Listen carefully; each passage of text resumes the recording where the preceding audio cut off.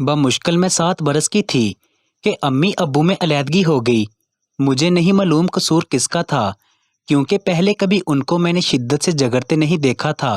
ہلکی پھلکی نوک جھوک تو ایک میاں بیوی میں ہوتی رہتی ہے، مگر ایک دن اچانک والد صاحب گھر آئے۔ وہ انتہائی غصے میں تھے۔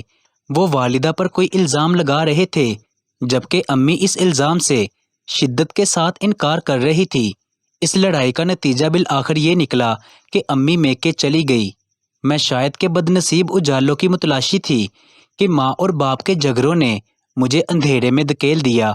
والد صاحب کو نانا ابو نے سمجھایا، کافی منت سماجت کی، مگر جو رنجش ان کو پہنچی وہ دور نہ ہوئی، اور انہوں نے امی کو طلاق دے کر ہی دم لیا۔ والد صاحب نے چاہا کہ وہ مجھے اپنے ساتھ رکھیں، لیکن امی اور نانا راضی نہ ہوئے۔ تبھی ابو اس مطالبے سے بھی دستبردار ہو گئے اور میں والدہ کے پاس رہنے لگی۔ والد صاحب نے امی کو طلاق دینے کے سال بعد دوسری شادی کر کے گھر بسا لیا۔ ادھر امی بھی اسی انتظار میں تھی۔ وہ بھی دوسری شادی کر کے مجھے ننیال میں چھوڑ کر خود چلی گئی۔ نانی کا انتقال ہو چکا تھا اور نانا خاصے ضعیف تھے۔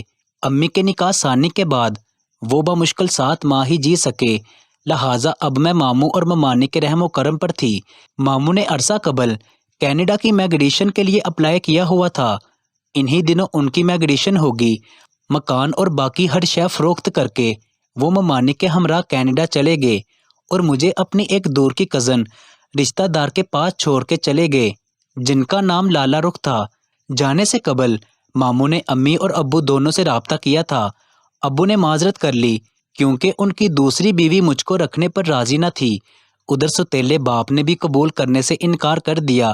اب سوائے اس کے کوئی چارہ نہ تھا کہ مجھے لالا رخ باجی کو دے دیا جاتا، جنہوں نے بہت چاہ سے حامی بھری تھی، بلکہ ماموں اور ممانی سے منت بھی کی تھی کہ ندا کو مجھے دے دو، میں اس کو اپنی بیٹی بنا کر رکھوں گی۔ باجی لالا رخ کے 3 چھوٹے چھوٹے بیٹے تھے، مگر کوئی بیٹی نہ تھی، جبکہ ان کو بہت چاہت تھی بیٹی ہونے کی۔ بس انہوں نے ہاتھ پاؤں مار کر ماموں سے مجھے مانگ لیا۔ ماموں تو پہلے ہی چاہتے تھے کہ میں محفوظ ہاتھوں میں جاؤں۔ یہ گھر انہیں محفوظ لگا۔ لالا رخ باجی شکل و صورت کی بہت اچھی تھی۔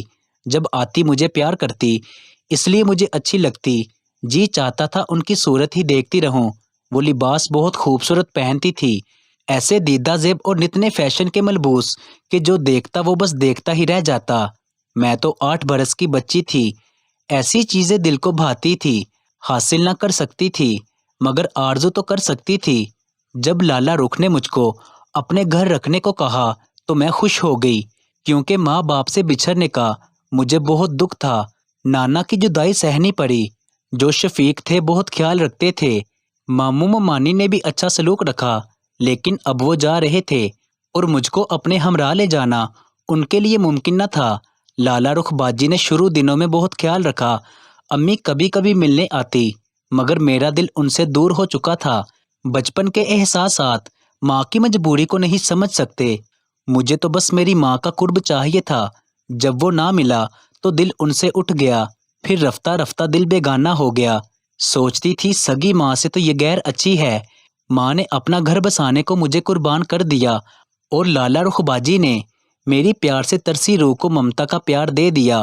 اب جب ماں آتی، میں سیدھے منہ ان سے بات نہ کرتی، بلکہ بیزاری کا میں اظہار کرتی۔ وہ بلاتی رہتی اور ان کے پاس نہ جاتی۔ کوئی چیز لاتی تو اٹھا کر پرے ڈال دیتی اور پھر کبھی بھی ہاتھ نہ لگاتی۔ جب کئی بار ایسا رویہ دیکھا تو ماں نے ملنے کا ارادہ ترک کر دیا۔ شاید ان کے دل کو اطمینان ہو گیا تھا کہ میں لالا رخ باجی کے پاس خوش ہوں اور مجھے ہر شے بھی حاصل ہے، ممتا کا پیار بھی حاصل ہے۔ ان کے بچوں سے کھیل کر میرا جی بہلا رہتا۔ رفتہ رفتہ باجی لالا رخ کا رویہ بدلنے لگا۔ یہ بات تو کہیں بعد میں پتہ چلی کہ ان کی دراصل بیٹی کی چاہ نہیں تھی، بلکہ اپنے 3 بچوں کے لیے آیا اور گھر کے کام کاج کے لیے ایک ملازمہ کی ضرورت تھی جو دن رات ان کے گھر رہے اور سارا کام کاج جی حضوری سے کرے۔ لالا رخ باجی نے ماموں اور ممانی سے وعدہ کیا تھا کہ وہ مجھے سکول داخل کروائیں گی اور تعلیم حاصل کرنے دیں گی۔ وہ اپنے وعدے کی پابند تھی۔ مجھے نزدیکی سکول میں داخل کروا دیا۔ سکول پیدل جاتی تھی۔ میرے ہمراہ پڑوس کی ایک لڑکی نینا بھی جاتی تھی، جو کہ میری کلاس فیلو بھی تھی۔ جب میں سکول ہوتی، बाजी लाला रुख तंग होती, क्योंकि घर का काम और बच्चों की देखभाल से वो हलकान हो जाती। मुलाजमा भी ना रख सकती थी कि हर किसी पर उनको एतबार न था।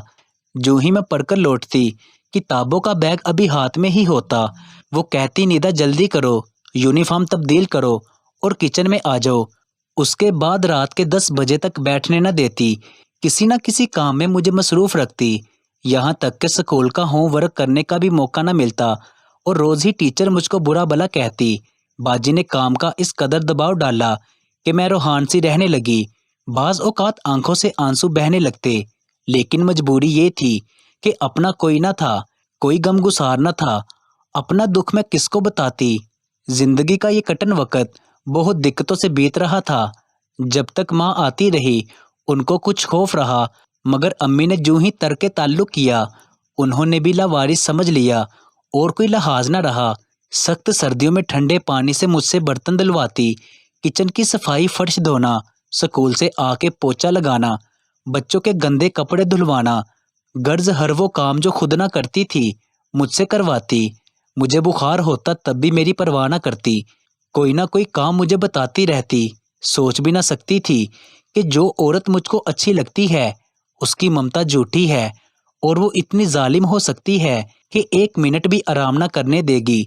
जिन दिनों में 9वीं क्लास में थी, एक दिन स्कूल से वापसी लौटते हुए तेज बारिश ने रोक दिया। अभी हम थोड़ी दूर ही चले थे कि बुरी तरह हम भीग गए। बारिश से बचने की कोई जगह न थी। अचानक एक मोटरसाइकिल नजदीक आकर रुकी और उस पर बैठे नौजवान ने नैना से कहा, बैठ जाओ और अपनी सहेली को भी बिठा लो, तुम दोनों को घर पहुंचा देता हूँ। नैना बोली, निदा, ये मेरी खाला का बेटा राशिद है। ये कहकर फौरन उसके पीछे मोटरसाइकिल पर बैठ गई। इसरार करने लगी, आओ तुम भी बैठ जाओ। मैं शशो पंज में थी। लाला रुख बाजी का भी डर था, अगर उनके शोहर ने देख लिया। इन्हीं ख्यालात में मैं गुम थी कि एक नौजवान ने नजदीक आकर अपनी मोटरसाइकिल रोक ली और राशिद से कहा, यार तुम चलो, इनको मैं पहुंचा देता हूँ। राशिद ने सवारी को स्टार्ट किया और चले गए। मैं सड़क के बीच खड़ी मुंह तकती रह गई। नौजवान बोला, कब तक ऐसे बारिश में भीगती रहोगी? बारिश और तेज हो रही है, जिद ना करो। राशिद मेरा दोस्त है, इसके साथ मैं तुम्हारी सहेली नैना के घर आता जाता रहता हूँ। तुम्हारे घर को भी मैं जानता हूँ। निदा, अब बैठ भी जाओ, और कितनी बारिश में भीगोगी? मुझे भी तुम भिगो रही हो। नैना को बेतकल्लुफी से एक अजनबी लड़के के साथ मोटरसाइकिल पर जाते देखकर मेरे तो ओसान खता हो गए थे, जबकि वो लड़का जो मोटरसाइकिल पर था मेरे साथ साथ चल रहा था। तंग आकर कहा, जाओ मिस्टर, अपनी राह लो, मैं तुम्हें नहीं जानती। फिर क्यों मैं तुम्हारी बाइक पर बैठूं? रोज स्कूल आते जाते मैं तुम्हें देखता हूँ। मेरे लिए तुम अजनबी नहीं हो। तुम मुराद भाई और लाला रुख बाजी के पास रहती हो। तुम्हारे बारे में मुझे सब मालूम है। अब जल्दी करो, वरना सर्दी से बीमार हो जाओगी। जब उसने इतने हवाले दिए तो मजबूरन उसकी मोटरसाइकिल पर मैं बैठ गई। वाकई मुझे सख्त सर्दी लग रही थी। सर से पांव तक मैं भीग चुकी थी। उसने मुझे घर के दरवाजे पर उतार लिया और खुद चला गया। मेरी बदनसीबी के ऊपर मंजिल से लाला रुख बाजी के शोहर खिड़की से झांक रहे थे। एक नौजवान की मोटरसाइकिल से आते देख लिया और बीवी को बता दिया कि ये किसी लड़के के साथ आई है, इससे पूछो किसके साथ आई है। लाला रुख बाजी को तो बस मौका चाहिए था। उन्होंने कुछ पूछने से पहले मुझ पर थप्पड़ों की बारिश कर दी और बालों से पकड़कर झटके दिए। मैं रोने लगी। वो संभलने देती तो मैं कुछ बताती। अगले दिन से उन्होंने स्कूल आना जाना मेरा बंद कर दिया। दरअसल वो मुझको स्कूल से हटाना चाहती थी और आज उनके पास एक बहाना आ गया था। उसके बाद अपने घर के कामों का तमाम बोझ मुझ पर लाद दिया और खुद सुकून से हो गई। अब उनका मकसद पूरा हो चुका था। मुझे नैना से गिला था कि वो बारिश में मुझे अकेला छोड़कर चली गई और मेरी ऐसी दुर्गत बनी। अब क्या हो सकता था? मेरी सहेली की आफत ना अंदेशी ने ही मुझे बर्बाद किया था। वो अब आती तो उसके साथ मैं बेरुखी से बात करती। नैना को भी एहसास था कि उसकी वजह से मेरा कितना नुकसान हुआ है। मुझ पर तालीम के दरवाजे बंद हो गए थे। यही नहीं, इस वाक़े के बाद लाला रुख बाजी ने मेरे साथ सौतेली माओ से भी बुरा सलूक करना शुरू कर दिया। शुरू में मामू और ममानी के फ़ोन आते थे। वो बाजी से मेरी खैरियत दरियाफ्त करते, لیکن اب ان کے فون آنا بھی بند ہو گئے تھے، گویا ورثہ کے ہوتے مکمل میں لاوارث ہو چکی تھی۔ لالا رخ باجی مجھے صبح اٹھا دیتی، سردی ہو یا گرمی، مجھ کو ناشتہ بنانا پڑتا۔ میرے بعد انہوں نے نوکریاں ملازم نہ رکھی، وہ اندھیرے سے رات گئے تک کام لیتی رہتی اور بات بات پر تھپڑ لگاتی، اتنا برا رویہ رکھتی تاکہ میں خوف زدہ رہوں۔ کبھی نینا کی والدہ کہتی، لالا رخ خدا کا خوف کرو، بچی سے اتنا برا سلوک نہیں کیا کرو، تو جواب دیتی، آپا دیکھتی نہیں ہو یہ جوان ہو رہی ہے، اگر دبا کر نہ رکھا تو پھر سے نکال دے گی، گھر میں میرا شوہر بھی ہے، مرد کو بہکنے میں دیر نہیں لگتی، دن رات اس کا پہرا دینا پڑتا ہے۔ نہ جانے یہ کیسا خوف تھا جس نے لالا رخ باجی کو پاگل کر دیا تھا۔ وہ مجھے پورا کھانا بھی نہ دیتی کہ میں پیٹ بھر کے کھاؤں گی تو رنگ روپ نکالوں گی۔ صبح ناشتے میں ایک روٹی اور تھوڑا سا رات کا بچا ہوا سالن، اور شام کو ایک روٹی دیتی۔ گھر میں پھل آتے، مٹھائی، کیک اور 100 طرح کے کھانے پینے کی اشیاء، مگر وہ مجھے نہ دیتی، حتیٰ کہ خراب ہونے پر کوڑے میں پھینک دیتی۔ میں ہر شے کو ترستی رہتی۔ بڑھتی عمر میں بھوک بہت لگتی تھی، پھر میں تو سارا دن کام کرتی تھی، اکثر رات کو پیٹ بھر روٹی نہ ملنے سے بھوک لگتی اور نیند آتی۔ وہ اب پہننے کو بھی مجھ کو بد رنگ اور ایسا برا لباس دیتی تاکہ میں اچھی نہ لگوں، حالانکہ ان کا شوہر بد نظر نہ تھا، لیکن جوں وقت گزرتا جا رہا تھا باجی لالا رخ کا شک و شبہ، بد اعتمادی اور وہم بڑھتا ہی جا رہا تھا۔ ان کو وہم یہ تھا کہ کہیں میری صورت پر ان کے شوہر گرفتار نہ ہو جائیں۔ اس گمان کی وجہ سے انہوں نے رفتہ رفتہ اپنا سکون اور میری زندگی اجیرن کر ڈالی۔ وہ مجھ کو مارتی پیٹتی اور چھوٹی چھوٹی غلطیوں پر پھپڑی ہوئی شیرنی کی طرح ابل پڑتی، ذرا سی بول پر بھی میں کانپ جاتی تھی۔ اگر ان کے بچے خطا کرتے تو بھی سزا مجھے ملتی تھی، یہاں تک کہ روز مجھے منہ بھی نہ دھونے دیتی، بال بھی نہ سنوارنے دیتی اور میلے حلیے میں رکھتی، کہیں اچھی نہ لگوں۔ تب بھی میں خود کو بدصورت بنا کر رکھنے کی کوشش کرتی، مگر روپ تو خدا کی دین ہے، جیسے گٹری میں لال نہیں چھپتا ویسے ہی میرا حسن بھی میلے کپڑوں میں چمکتا تھا۔ انہی دنوں ہمارے پڑوس میں نئے کرایہ دار آ کر آباد ہوئے۔ کرایہ دار کا بیٹا ریحان ایک خوبصورت اور رحم دل جوان تھا، یہ نینا کے تایا زاد تھا، کیونکہ اپنے برابر کا خالی مکان نینا کے ابو نے اپنے بھائی کو دلوا دیا تھا۔ جب نینا کی زبان سے ریحان نے میرے حالات سنے، اس کے دل میں ہمدردی پیدا ہو گئی۔ باجی لالا رخ مجھے لکڑی کے ڈنڈے سے مارتی تھی اور میں روتی تو آوازیں ساتھ والے گھر میں جاتی تھی۔ میری آہذاری ریحان بھی سنتا، اسے بہت دکھ ہوتا، نینا سے کہتا، تم جا کر اس بے بس لڑکی کی اشک شوبی کیا کرو، تم اور تو کچھ نہیں کر سکتی، اس کی دل جوئی تو کر دیا کرو۔ نینا کبھی کبھار آ جاتی، کیونکہ وہ بھی باجی لالا رخ کا مزاج سمجھتی تھی۔ اس کا روز آنا بھی باجی لالا رخ کو اچھا نہ لگتا تھا۔ ایک شام باجی لالا رخ اور ان کے شوہر کسی دعوت پر گئے اور مجھے بچوں کی نگرانی پر چھوڑ گئے۔ رات ہو گئی تھی، میں نے بچوں کو کھانا کھلایا اور وہ سو گئے۔ اچانک بجلی چلی گئی، ماچس تلاش کر رہی تھی کہ کسی کیڑے نے میری انگلی پر کاٹ لیا۔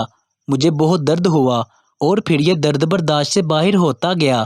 کچن سے صحن میں آ کر رونے لگی۔ میری کراہیں سن کر کسی نے دروازے پر دستک دی۔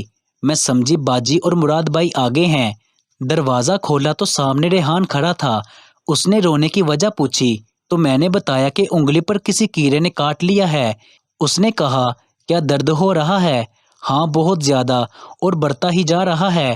کہنے لگا، شاید بچھو نے کاٹ لیا ہوگا، کہو تو میں عامر چچا کو بلا لاتا ہوں۔ عامر چچا محلے کے ڈاکٹر تھے اور محلے میں ہی ان کا کلینک تھا۔ وہ عمر رسیدہ شخص تھے۔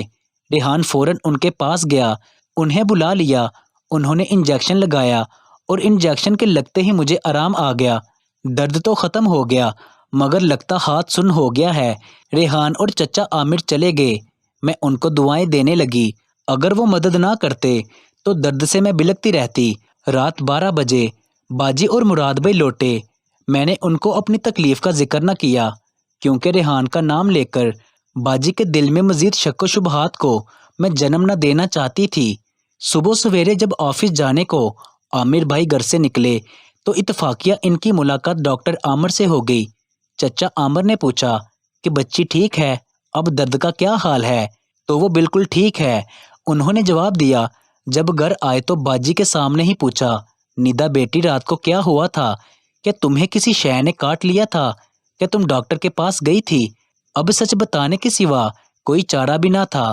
میں نے بتا دیا کہ بچھو نے کاٹا تھا اور میں درد سے کرا رہی تھی۔ ریحان میری آواز سن کر ڈاکٹر صاحب کو لایا تھا۔ تو پھر اس بات کا ذکر تم نے ہم سے کیوں نہ کیا؟ آپ دیر سے رات کو لوٹے تھے، اسی وجہ سے میں نہ بتا سکی۔ صبح بھی نہیں بتایا مجھے تو ڈاکٹر صاحب کی زبانی پتہ چلا ہے۔ کیا جواب دیتی؟ میں خاموش تھی۔ میری خاموشی عذاب بنی اور باجی لالا رخ نے بہت مارا کہ ریحان کی جرت کیسے ہوئی کہ ہماری غیر موجودگی میں ہمارے دروازے پر آیا اور ڈاکٹر کو بھی ساتھ لے کر آیا۔ ضرور کوئی اور بات ہے، اور یہ کب سے تیری اس لڑکے کے ساتھ ملی بھگت ہے کہ جب ہم گھر پر نہ ہو یہ گھر کے اندر آ جاتا ہے؟ تو نے ضرور اسے گھر کے اندر بلانے کا بہانہ بنایا ہوگا۔ اس بات پر جب باجی نے پٹائی کی اور میری چیخیں بلند ہوئیں تو آواز ریحان نے بھی سنی۔ اتفاق سے اس دن نینا ان کے گھر بیٹھی ہوئی تھی۔ بعد میں اس نے بتایا کہ تمہاری آہو زاری سن کر ریحان بھائی بھی رو رہے تھے۔ نینا کے اس بیان پر میری آنکھوں میں آنسو بہہ گئے۔ اس کے بعد میں ریحان کے لیے، وہ میرے لیے پریشان رہنے لگا۔ ہم بغیر ایک دوسرے سے ملے ایک دوسرے کے خیالات میں کھوئے رہتے۔ دیوار کے ادھر میں تڑپتی اور ادھر وہ تڑپتا۔ غم کی شدت سے میں ہڈیوں کا ڈھانچہ بنتی جا رہی تھی۔ برداشت کی بھی ایک حد ہوتی ہے۔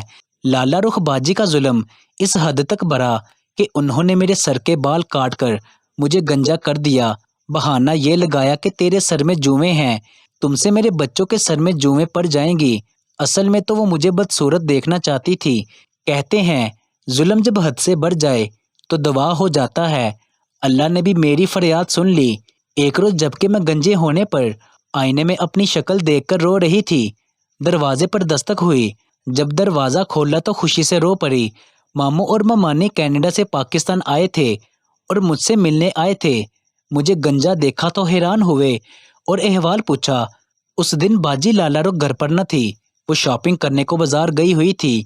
میں نے سارا احوال بتایا تو ماموں اور ممانی مجھے اپنے ساتھ لے جانے کا فیصلہ کر لیا۔ لالا رخ باجی آئی تو انہوں نے اپنے فیصلے سے ان کو آگاہ کر دیا۔ باجی نے بہت اصرار کیا کہ وہ مجھ کو نہیں لے جانے دیں گی، مگر انہوں نے ایک نہ سنی اور میں ماموں ممانی کے ہمراہ آ گئی۔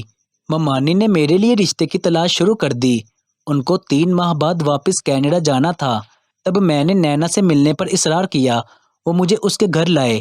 نینا کی زبانی ریحان کے بارے میں پتہ چلا کہ وہ مجھ سے شادی کا خواہش مند ہے۔ رشتہ اچھا تھا۔ نینا کی امی نے رشتہ طے کر دیا، مگر میں تو گنجی تھی، اور کوئی گنجی دلہن کیسے بن سکتی تھی؟ دلہن گنجی ہو تو کیسی لگتی ہے؟ مگر ریحان اور ان کے والدہ نے کہا ہم کو گنجی دلہن منظور ہے۔ بالوں کا کیا ہے، بال تو پھر اگ آئیں گے۔ مگر جب ہم اس بچی پر ظلم دیکھتے تھے تو اس کی آہذاری سنتے تھے تو دل گائل ہوتا تھا، کچھ نہ کر پاتے تھے، بس اس کے حق میں دعا ہی کر سکتے تھے۔ اللہ تعالیٰ نے ہماری دعائیں سن لی۔ آج اللہ نے موقع دیا ہے کہ ہم مظلوم کو خوشیاں دے سکے تو انشاءاللہ عمر بھر اس کو سکھی رکھیں گے۔ آپ بالکل فکر نہ کریں، اب یہ ہماری بچی ہے۔ ریحان اور اس کے والدین نے جو کہا کر دکھایا، مجھے بہت خوشی ملی۔ ہر لمحہ میرے آرام کا خیال رکھا گیا اور زندگی میں وہ آرام و سکون ملا جس کا میں تصور بھی نہ کر سکتی تھی۔ شادی کے دن سر پر چٹکی بھر بال نہ تھے۔ مجھے روگ لگا کہ دلہن بنا دیا گیا۔ کہیں ماں تک دوپٹے سے سر کو ڈھانپ کر رکھتی، ریحان سے بھی شرماتی تھی، جبکہ ریحان کہتے تھے کہ تم مجھے بغیر بالوں کے اور بھی زیادہ اچھی لگتی ہو۔ سچ کہتے ہیں محبت عجیب شے ہے، اور خوبصورتی محبت کرنے والوں کی آنکھوں میں ہوتی ہے۔ محبوب خوبصورت ہو کہ بدصورت، مگر محبت کرنے والے کو تو وہ ہر حال میں خوبصورت لگتا ہے۔ جن دنوں میں گنجی دلہن بنی تھی، ریحان مجھے پری جمال کہتے تھے۔ آج بھی جب اپنی وہ صورت یاد آتی ہے تو کبھی ہنسی آتی تو کبھی آنکھوں میں آنسو بہنے لگتے ہیں۔ اب میں آپ کو لالا رخ باجی کے بارے میں بھی بتاتی چلوں۔ وہ اب مکمل طور پر ایک نفسیاتی مریضہ بن چکی تھی۔ دن رات اپنے شوہر پر الزام لگاتی رہتی تھی کہ تم دوسری عورتوں کو تکتے ہو۔ اس کے نتیجے میں ان کے میاں مراد بھائی نے انہیں طلاق دے دی اور 3 بچے بھی ان سے چھین لیے۔ یوں جو سلوک انہوں نے مجھ سے کیا تھا، اب وہی سلوک ان کے بچوں کے ساتھ ہونے والا تھا۔ لیکن میں تو رب تعالیٰ سے ہمیشہ دعا کرتی ہوں، یا اللہ جو مجھ پر بیتی وہ کسی بھی انسان پر نہ بیتے۔ مزید ایسی کہانیوں کے لیے اس چینل کو سبسکرائب کر لیجیے گا، کیونکہ اس چینل پر ایسی ہی کہانیاں ملتی رہیں گی۔ آپ کے قیمتی وقت کا بہت بہت شکریہ۔ کہانی اچھی لگی ہے تو اس کو لائک اور شیئر ضرور کر دیجیے گا۔ ملتے ہیں ایک نئی کہانی کے ساتھ۔ مجھے دیجیے اجازت۔ اللہ نگہبان۔